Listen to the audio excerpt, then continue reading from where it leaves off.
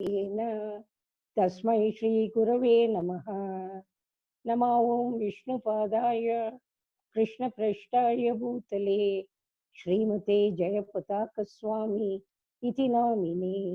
नमो आचार्यपादाय निताय कृपा प्रदायिने गौरकथा दामदाय नगरग्रामद्धारिणे।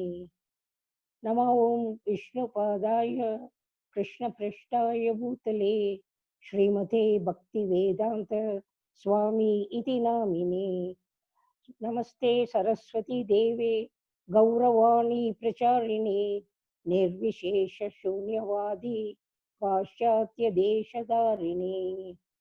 वाञ्छाकल्पतरुभ्यश्च कृपा सिन्धुभ्य एव च पतितानां पावनेभ्यो वैष्णवेभ्यो नमो नमः। जय श्री कृष्ण चैतन्य प्रभु नित्यानंद श्री अद्वैत गदाधर श्रीवासादि गौरभक्त वृंद। हरे कृष्णा कृष्ण कृष्ण हरे हरे, हरे Ram Ram Ram Hare Hare.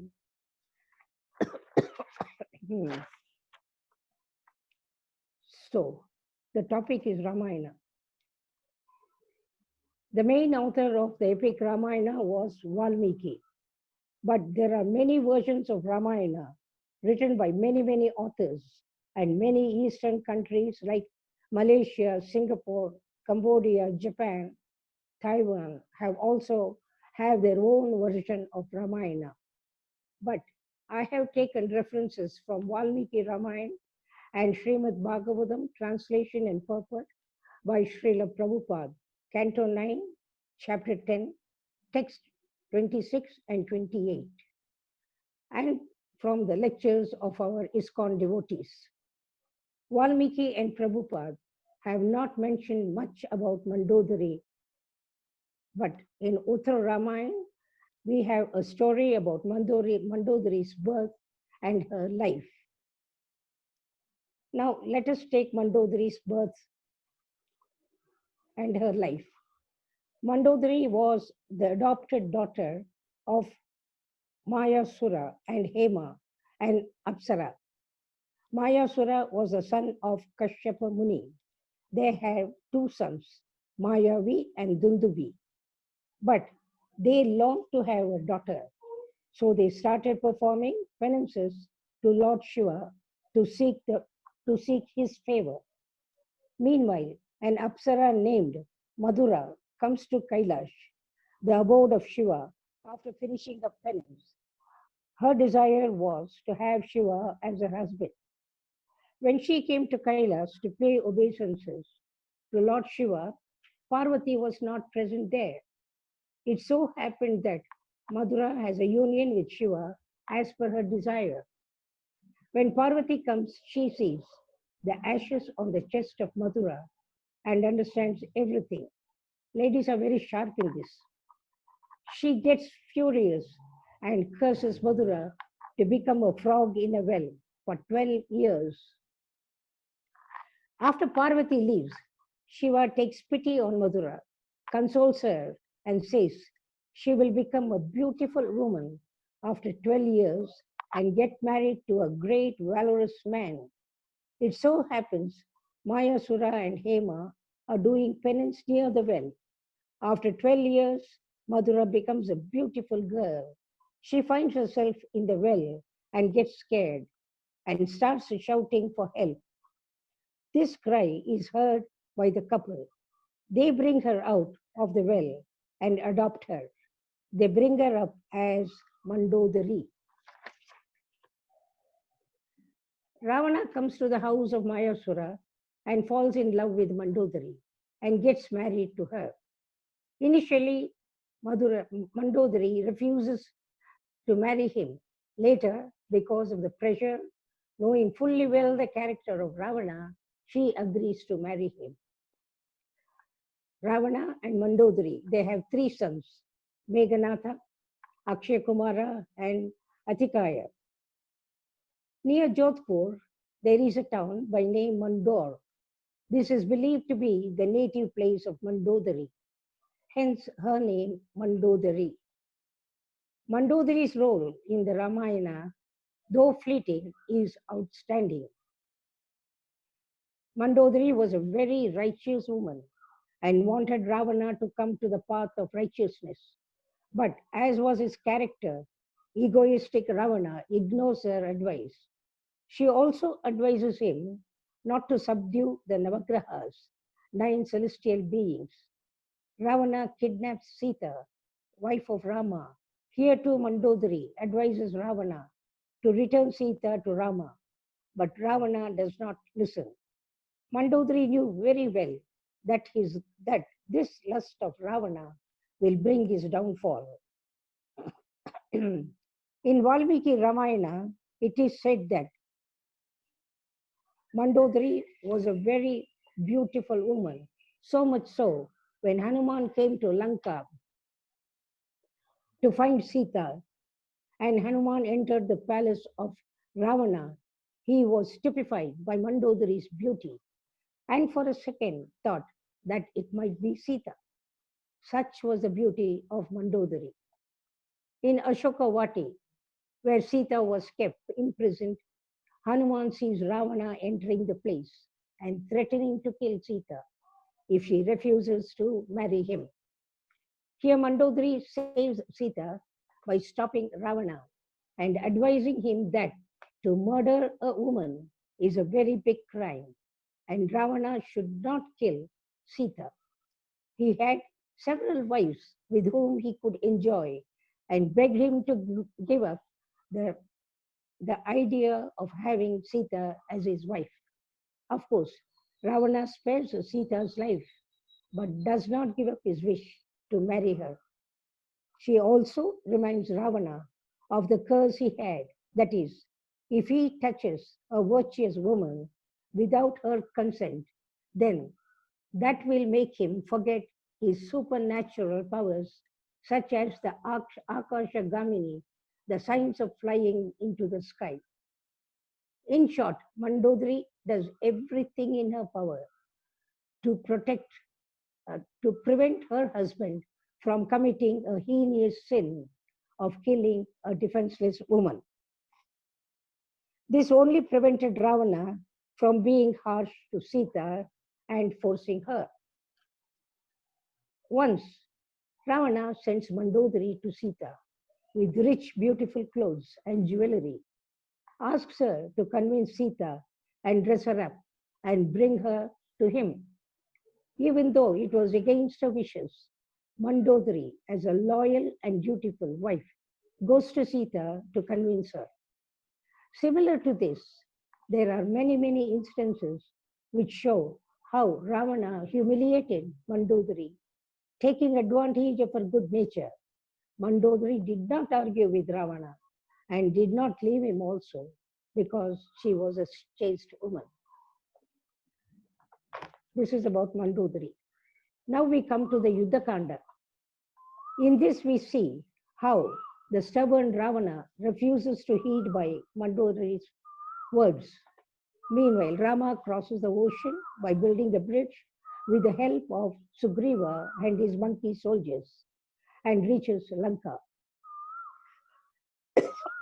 The war between Rama's army and the Rakshasas begins. In this war, Kumbhakarna, Ravana's brother, Meghanatha, Ravana's son, and many other sons of Ravana and many Rakshasas, soldiers, were all killed. In the end, Ravana himself enters the battlefield. The battle between the two goes on for a long time.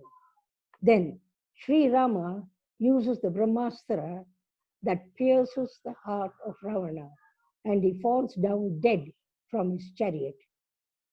Ravana was destroyed by his own lusty desire.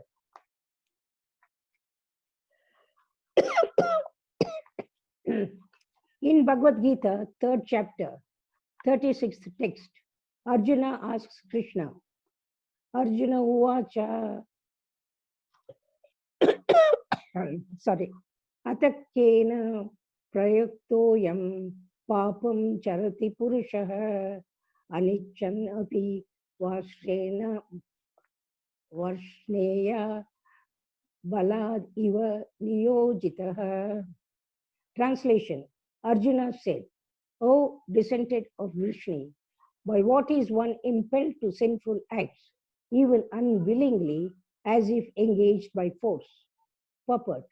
A living entity, as part and parcel of the Supreme, is originally spiritual, pure, and free from all material contaminations. But when he is in contact with the material nature, he acts in many sinful ways without any hesitation, and sometimes even against his will. Although the living entity sometimes does not want to act in sin, he is still forced to act. Sinful actions are not, however, not impelled by the super soul within, but are due to another cause.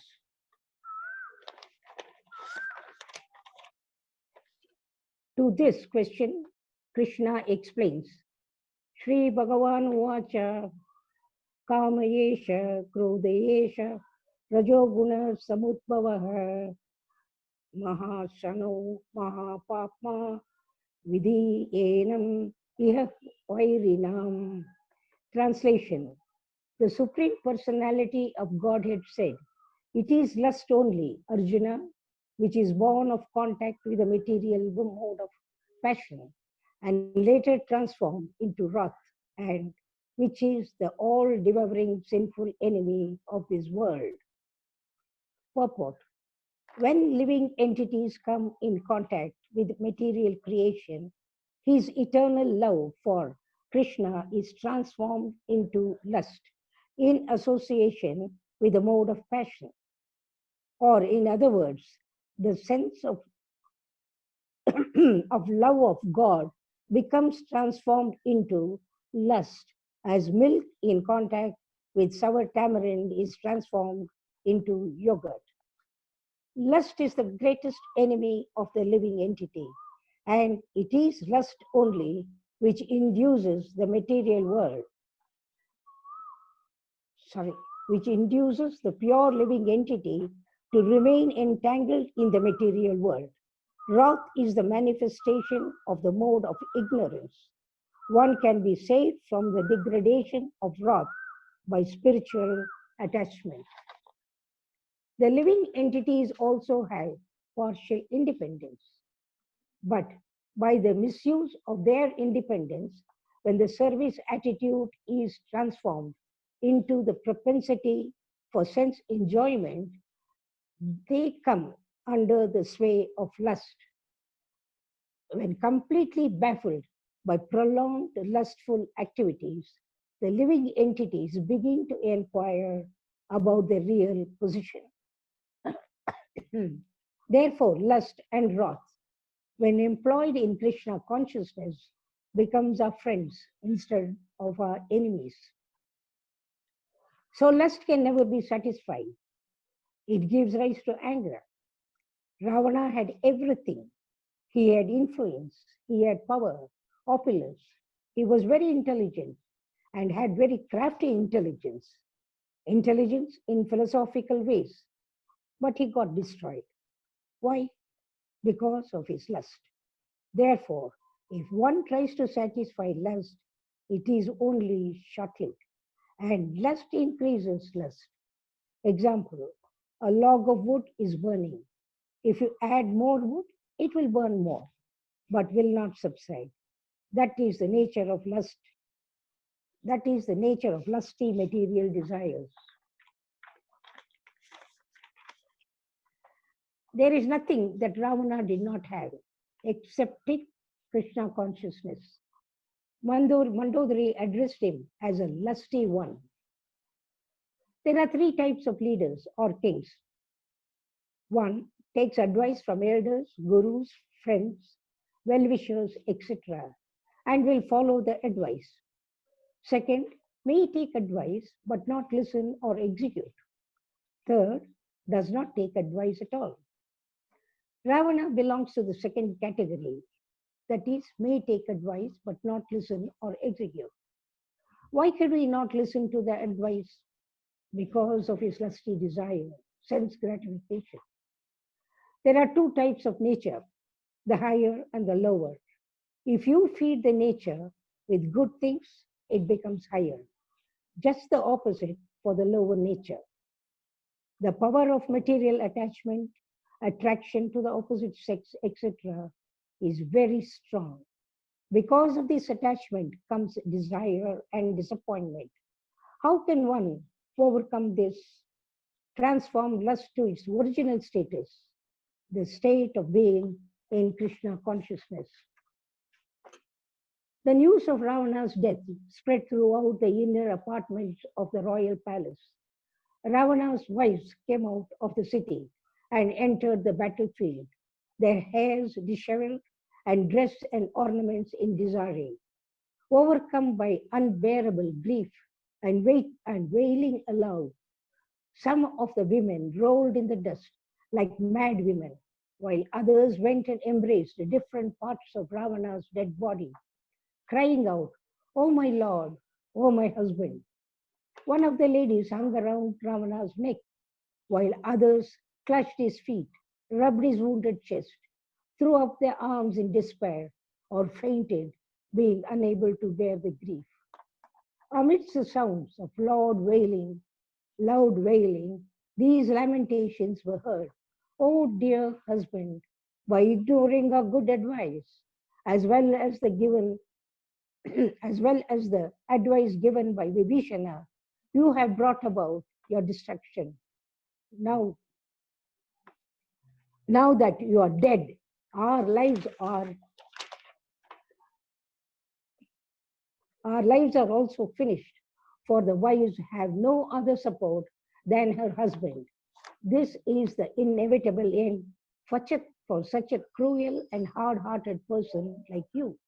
Who else would have dared to kidnap Sita Devi and keep her by force against her will?" Later, Mandodari comes out in grief. Now we come to the part of Mandodari's lamentation. Amongst the most evocative and lyrical sections of Valmiki Ramayana is the one when Valmiki describes the lamentation of Mandodari upon Ravana's death.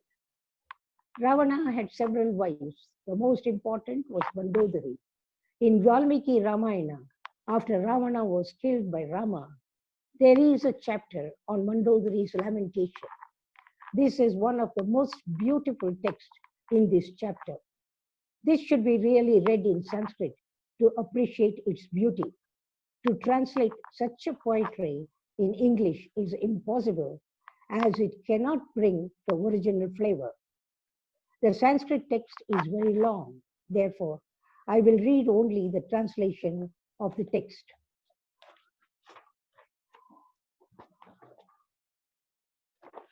So the lamentation goes like this. Alas, O king, your delicate and shining face has excellent eyebrows and a prominent nose. Its beauty and charm are like that of a moon, the lotus, or the sun. You are handsome, wearing many kinds of garlands. The complexion of your face is like that of copper. You wear radiant earrings with radiant crowns at the top. Your smile was lovely. Your conversation was enchanting. But, O Lord, however, your face is now no longer as radiant as it used to be. Mangled by Rama's arrows, it is red with flows of blood. It is smeared with the fat from your shattered heads and rough because of the dust raised by the chariots. In this lamentation of Mandodari, we see her deep love for Ravana, how she was enamored by his personality, his features, his bravery, his intelligence and knowledge. He was a very handsome person. The irony is, in spite of knowing all his faults, Mandodari adored him and remained a loyal and a faithful wife to him.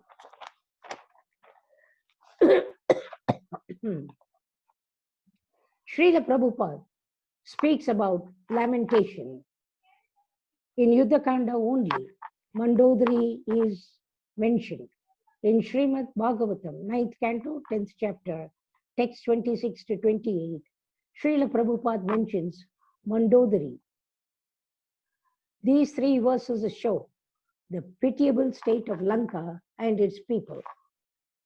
In text number 26, in the purport, Srila Prabhupada writes that Ravana's wife and the other wives knew very well how cruel a person Ravana was. The very word Ravana means one who causes crying for others. Ravana continuously caused trouble for others. But when his sinful activities culminated in giving trouble to Sita Devi, he was killed by Rama. In text 27, Mandodari laments, translation of the verse. O great fortunate one, you came under the influence of lusty desire, and therefore you could not understand the influence of Mother Sita. Now, because of a curse, you have been reduced to this state, being killed by Rama. In purport, Srila Prabhupada writes, whenever we find a description of ideal chaste women, Mother Sita is among them. Mandodari was also very chaste. Similarly, Draupadi was one of the 5 exalted chaste women. As a man must follow great personalities like Brahma, Narada, etc., a woman must follow the path of such ideal women as Sita, Mandodari, Draupadi, Ahalya, and Tara. By staying chaste and faithful to her husband, a woman encircles herself with supernatural powers. Here, we can also refer to the examples His Holiness Chandramauli Swami Maharaj has said. So the first example he gives is about Gandhari. The power of a chaste woman can be seen in the example of Gandhari. In the war, when Duryodhana was losing, Gandhari called her son, told him to come and see her next morning without any clothes on. The purity power will make his body as strong as steel, and nobody can kill him. Next day, Duryodhana went to see his mother fully naked. On the way, Sri Krishna met him and asked him where he was going. And when Duryodhana told him he was going to see his mother, Krishna chastised him, saying, when a person goes to meet his elders, that too a lady, even if she is your mother, you should be a little decent. This made Duryodhana think. So, with a banana leaf, he covered his thigh portion and went to see his mother. Gandhari removed the pati from her eyes. The power went through Duryodhana's body and made it strong like steel. But Gandhari was disappointed that he had covered his thighs. And she said to Duryodhana that his death was certain if someone strikes his thighs. She knew Krishna was the cause of this. He had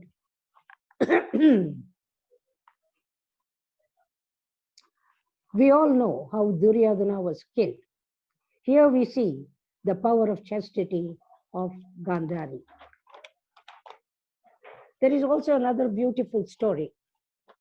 This is the second example Maharaj speaks of.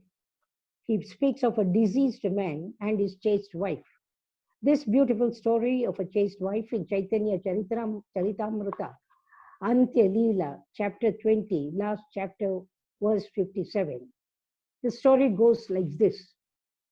There was once a very beautiful Brahmana's wife. She was a very beautiful lady, very chaste, very humble, very devoted to her husband, and she was serving her husband, that is the Brahmana, but he was inflicted with leprosy and also was handicapped. But she used to serve him very, very nicely. And because the husband was handicapped, paralyzed, she used to work in different homes and get some money to take care.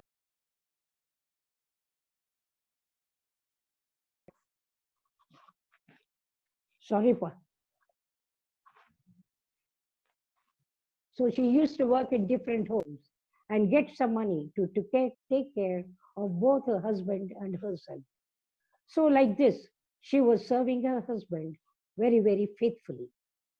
One day, the husband called her and told her he is feeling attracted to one prostitute and he wanted to have intimate connection with the prostitute. The prostitute was of a very rich class. The prostitute used to charge 1 lakh diamonds for 1 day, but the Brahmana and his wife were very poor. So, listening to her husband speak about the prostitute, the wife did not get angry nor question the husband. Rather, she went direct to the house of the prostitute. She went and said that she would like to work in her house. The prostitute said, okay, you can work in my house, no problem. This Brahmana Patini started doing such menial work in the home of the prostitute. So when 1 week went by, the prostitute wanted to give her money to this Brahmana's wife. And but the Brahmana's wife said, no, no, I don't want any money. I just want to come and serve. So the second week went by. And the second week, the prostitute said, you are not taking any money from me. Why?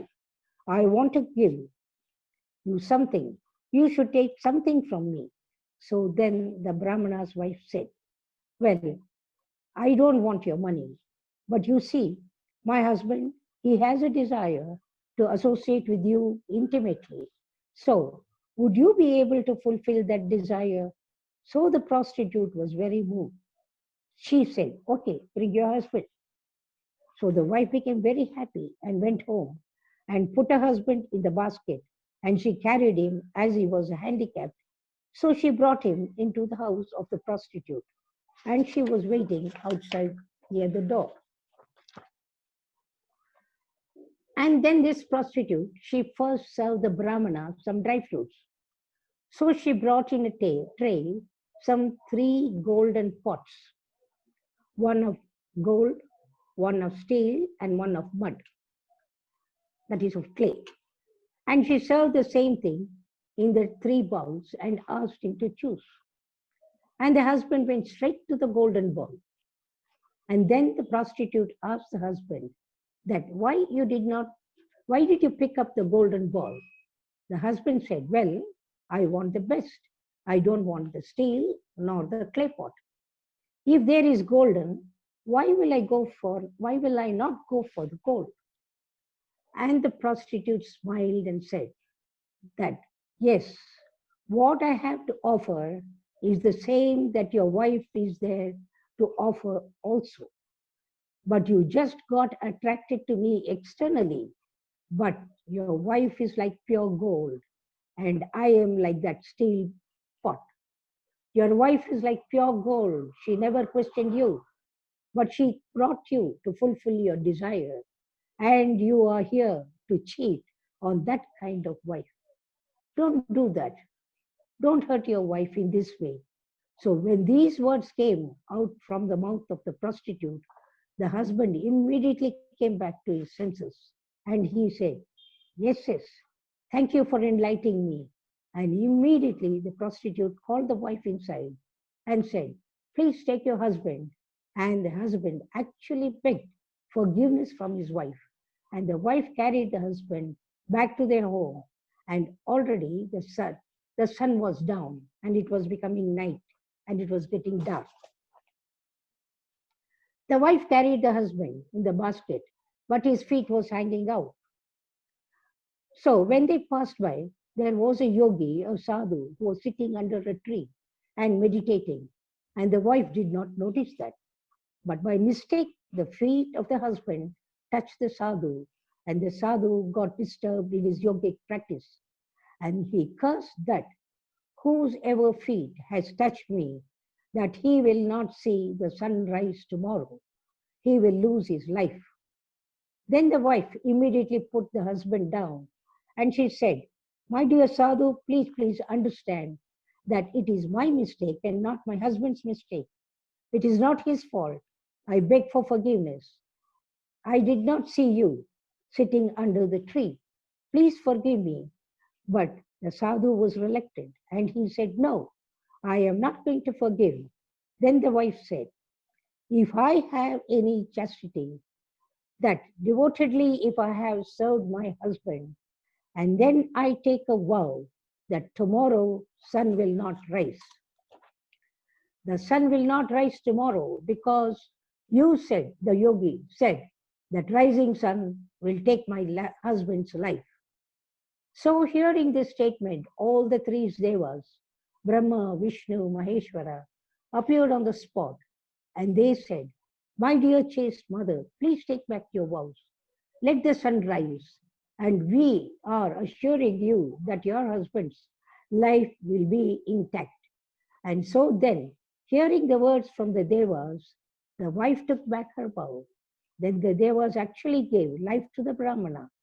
He just didn't get back only life, but also he got cured of the diseases and he became hale and hearty.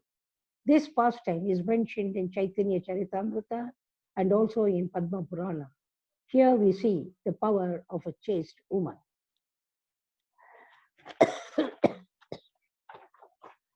Now let us see what Chanakya Pandit says.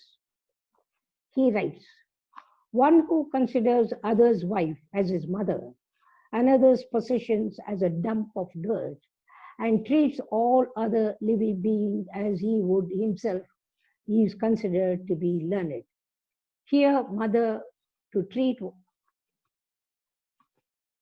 all others' wife as mother, it will include the king's wife, the Brahmana's wife, the cow, the guru's wife, and also the midwife. All these people will come under the category of mother. Thus, Ravana was condemned not only by Sri Rama, but also by his own wife, Mandodari. Because she was a chaste woman, she knew the power of another chaste woman, especially Mother Sita Devi. Srila Prabhupada says, "What makes a woman worshipable is her chastity." In the next text, 28, Mandodari continues her lamentation. She chastises Ravana, saying, "Because of you, the state of Lanka and also we ourselves now have no protection. By your deeds, you have made your body fit to be eaten by vultures and your soul fit to go to hell." Being a chaste woman, Mandodari could understand all this. Even amidst such a big sorrow, she knew what would happen to her husband's body and soul. Srila Prabhupada had mentioned about the Pativritas, 5 Pativritas. Here, briefly, we can see what Panchakanya or 5 Pativritas mean. It is well known that Mandodari is one of the 5 Panchakanyas, 5 chaste women. They are all worthy of remembering every morning and who are the destroyer of great sin. These 5 iconic heroines of Hindu epic, extolled in a hymn, and whose names are believed to dispel sin when recited. They are Ahalya, Draupadi, Sita, Tara, and Mandodari. While Draupadi from Mahabharata, the rest, Ahalya, Sita, Tara, and Mandodari, are from the epic Ramayana. The Panchakanyas are venerated as ideal women and chaste wives. The well-known hymn that defines the Panchakanyas, it is in Sanskrit. Ahalya, Draupadi, Sita, Tara, Mandodari, Tata, Panchakanyas Marin Nityam, Mahapataka Nashinam. One should forever remember the Panchakanyas who are the destroyer of great sins. So I have made a brief note on each of the Panchakanyas. We will start with the Draupadi. Draupadi, although married to 5 Pandavas, she remained a very chaste woman, very loyal and faithful to her husbands. She was very compassionate also. We can see this when she prevented Arjuna from killing Ashwatthama, saying, Guru Patini has only one son. Her husband is also gone and dead and gone. Draupadi knew the sorrow and separation of losing her sons. She did not want the Guru Patini to undergo the same torture. Ahalya, Rishi Gautama's wife, she served her husband faithfully and sincerely, doing her duties as a wife. Once she and Indra got cursed by Gautama Muni for no fault of Ahalya, but she did not revolt or fight against her husband. She patiently waited for Sri Rama in the form of a rock till she got salvation. Next, we come to Sita. Sita, the chaste and pious wife of Sri Rama. She was very loving and attached to Sri Rama. When Rama was banished to the forest by his mother Kaikeyi, Sita insisted she should follow Rama and carry out her duties as a faithful wife. Even in Ashokavati, whenever Ravana came to coax her in marrying him, she would take a piece of grass and reply Ravana, looking at the grass. Not even once she looked at his face and spoke. So great was her chastity. She also came out of the Agni Pariksha successfully by the power of her chastity. Tara, the wife of Sugriva, after Sugriva was banished by his brother Vali, Tara was kidnapped by Vali. But Tara, being a very chaste wife and faithful to her husband, remained out of the reach of Vali. As a dutiful wife, she spoke to the angry Lakshmana. Since Sugriva did not come to see Rama after the rainy season as promised by him, Lakshmana arrived at his palace boiling with anger. But Tara spoke to him very kindly, asked him to forgive her husband for his forgetfulness. Because of what Tara spoke, Lakshmana got pacified. Mandodari, a very chaste wife of Ravana, she tries her best to make Ravana give back Sita to Rama. But Ravana does not listen. As a dutiful wife, she advises Ravana many issues.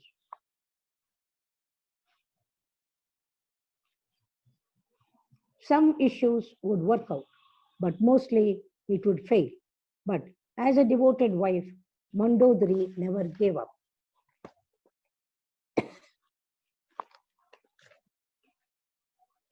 Now we can sum up the Mandodari's nature and character.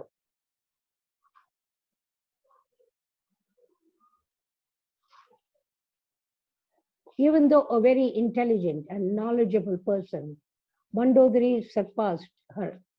Mandodari suppressed her anger and anguish in her heart. Her several attempts to correct Ravana and bring him to the path of righteousness or dharma failed. She had an inherent gift and could distinguish right from wrong, and she would insist on doing what she thinks is right. Example, she told Ravana that his lust for Sita would bring doom on Lanka. She was a very affectionate and compassionate person. Example, her relationship with the two brothers. And when they were fighting and about to kill one another, she intervened. She advised them about the ill effects of fighting and bring about a reconciliation between the two. So much so, later on, the brothers never fought among themselves. Mandodari is said to be very caring and righteous, totally unlike her husband. She has always been selfless and faithful. Example, her meeting with Sita. Proof of righteousness preventing Ravana from killing Sita. One of the most admirable qualities she had was knowing so well about Ravana, she tried to make a better person of him, even though for most part she failed. Always remained loyal and faithful wife of Ravana, despite his flaws, corrupt actions, which she disliked most. That's why Mandodari is one amongst the five Pativratas. She was proud of her beauty, and thought herself to be more beautiful than Sita. But there was no jealousy in this, only caring for Sita and protecting her from Ravana.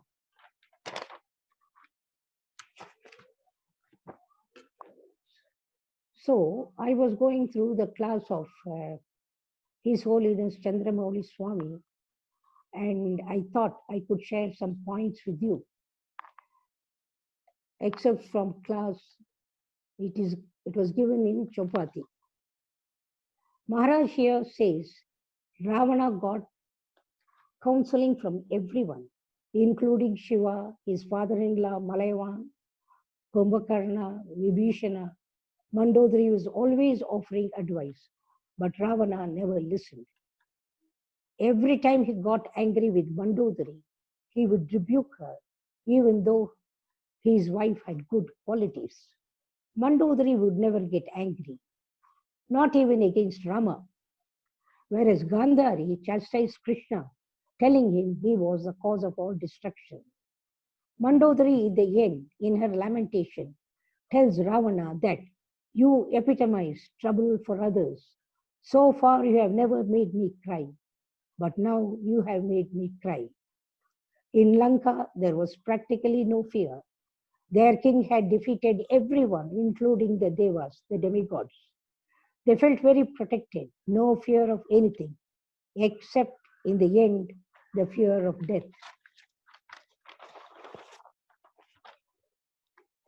The reign of terror began once Hanuman visited Lanka. Maharaj quoted Srila Prabhupada, a woman is worshipable when she follows the religious principles. Happiness comes by following religious principles. Mandodari stayed with Ravana and guided him, but in spite of her instructions, he was attached to Sita. Here we see the power of attachment to the opposite sex. This attachment to the opposite sex gives rise to many other problems.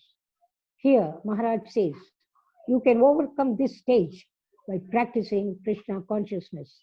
Lust can be transformed into its original state of existence. Lust is simply our love for Krishna in our hearts, but it has been diverted by material attraction. To give up all material attraction is difficult, but by following the regulative principles and chanting Hare Krishna, we can achieve it. The ecstasy people are looking forward can be got in Kirtan, for it is a form of concentrated transcendental happiness. Kirtan, chanting, singing the holy name, dancing, all makes Krishna very pleased that he comes in the form of holy name and joins us. The pleasure and happiness acquired due to the rendering of the kirtan and chanting is far superior to the material happiness we get. The happiness we think we are getting in the material world is very, very small when compared to the spiritual happiness. Srila Prabhupada said, everyone is looking for love, looking for Krishna. To fulfill one's life's goal or purpose means to be in Krishna consciousness. Krishna's name chanted with such devotion that Krishna is pleased and comes down in the form of his name. Srila Prabhupada said, simply for wasting time will not lead us to perfection. Chant Krishna's name as much as possible and become Krishna conscious. Here Maharaj says, happiness comes by following regulative principles. Modern days, people do not believe in following the regulative principles and they think that is freedom. But really, they are being exploited for sex. The wife becomes glorious when she remains chaste and faithful to her husband. And the husband gives her protection, instructions and guidance, etc. And both lead their lives together, serving Krishna and being in Krishna consciousness. This is perfect way one should lead their lives. Ravana was given good advice, but he did not take it. But when a person is traveling in the wrong path and someone gives him a proper advice and he listens to it, his life will be changed. For this, association of devotees is needed. The Lord has given us principles and regulations, and by following these, it will lead us to the perfection of life. Ramani Radhika? Yes, Mataji. Hello, Hare. Okay, okay. We keep on saying chaste wife, chaste person, etc. What do we mean by saying the chaste wife? So I have a small note on the idealistic qualities of a chaste wife from Niti Shastra. Karyeshu dasi, Karaneshu mantri, Bhojeshu mata, Shaineshu ramba, Rupeshu lakshmi, Shamayeshu daritri, Sat dharma yukta, Kula dharma patini. Now let us see what all these mean. Karyeshu dasi, selfless act. It's not a bonded labor. Act as a servant, be it as a mother, sister, daughter, selfless service without any expectation and no glorification. Be in mood of the gopis' love for Krishna. Karaneshu mantri means that wife gives good counseling to whoever it may be it her husband, parents, but they do not do it in public. So they do not advise them in public, but in seclusion and in private. This quality was beautifully executed by Mandodari. Mandodari, the wife of Ravana, was definitely against Ravana kidnapping Sita, but she never ever talked disrespectfully to him in front of others. While Kumbhakarna, the brother of Ravana, when he was awakened from his sleep, shouted at Ravana.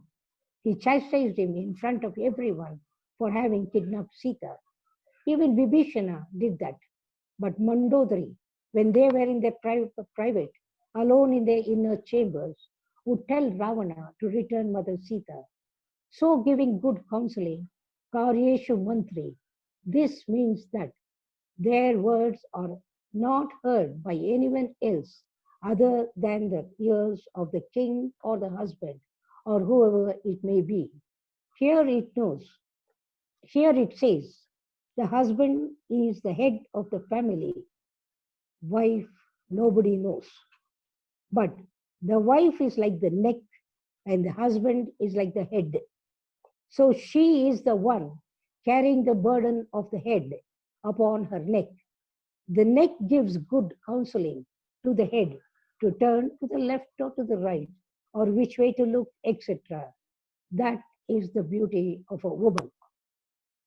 Bhogeshu Mata, Bhojeshu Mata, ideal mother, takes care of all her dependents and feeds them just like a mother lovingly feeds a child.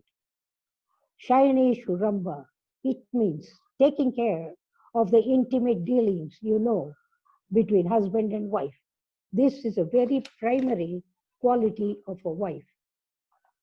Rupeshu Lakshmi means that they dress up very nicely for the pleasure of everyone in society, dressing up in a way commanding respect.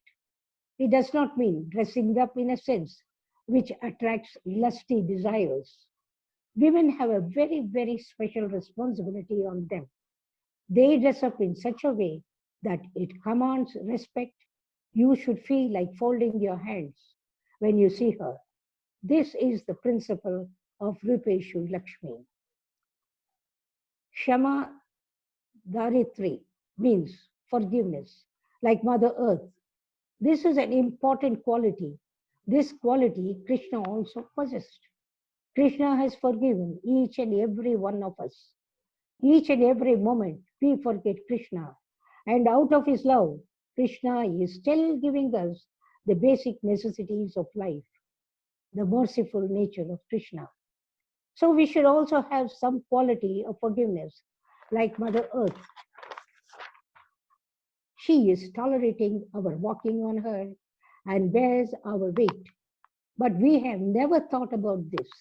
Therefore, idealistically, before we get up in the morning, there is a prayer we need to say. First, we offer prayer to our spiritual master. Second, we offer obeisances to Mother Earth. I am going to step on you the entire day. Please forgive me. Third, to Ananta Shesha. He is holding the Mother Earth on one of his boots. As we are stepping on him, also, we ask for forgiveness for putting our feet on Ananta's head or Ananta's hood. These are the prayers that we have to say in the morning. This is how we can show our gratitude to our spiritual master, Mother Earth, and Ananta Sesha. In this way, we can keep our prayers focused in spiritual activities. This is ideal.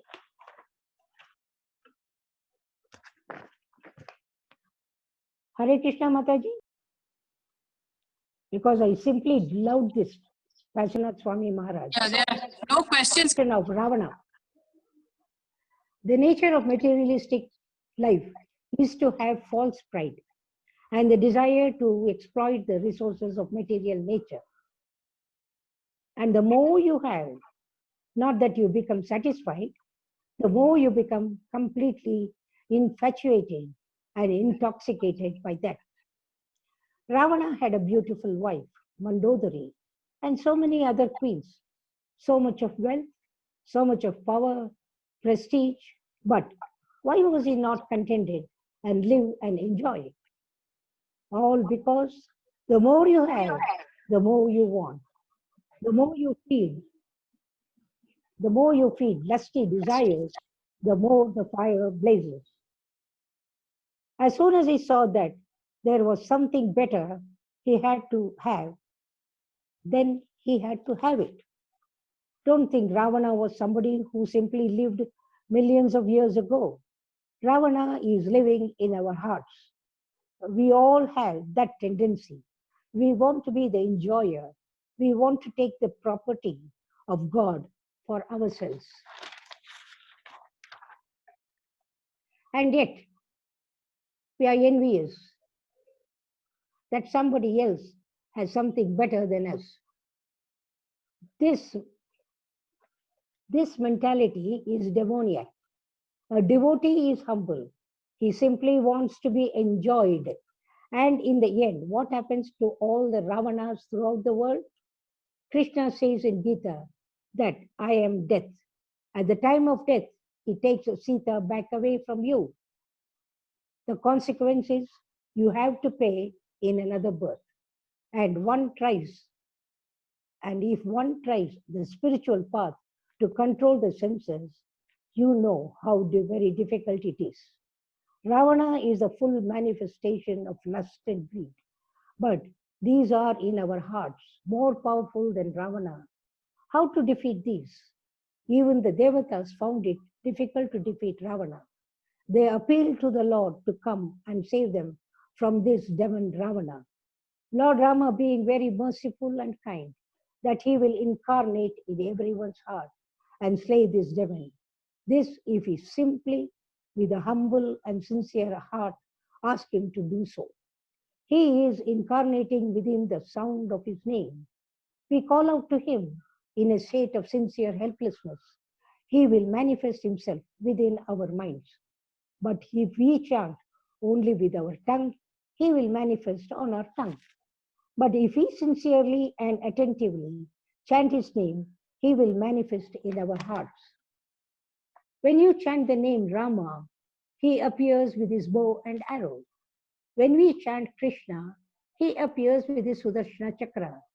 When you chant the name of Narasimha, he is armed with his invincible nails.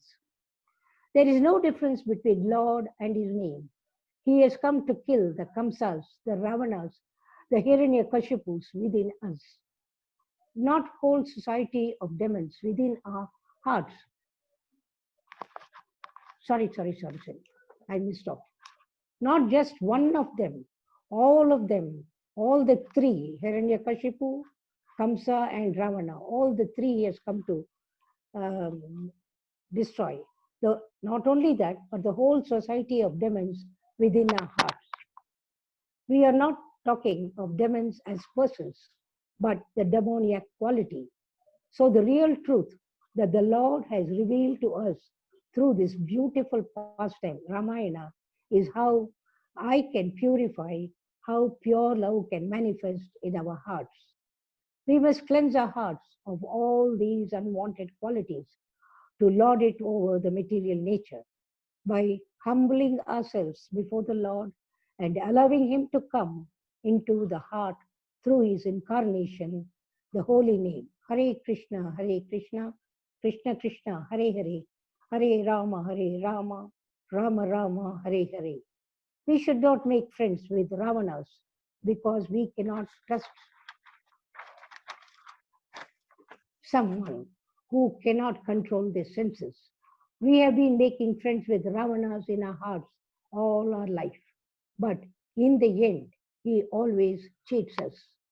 We should humbly call upon the holy name, God, holy name of God, to remove these obstacles from our lives and allow our natural loving propensities towards Krishna, towards Rama, to make our life beautiful.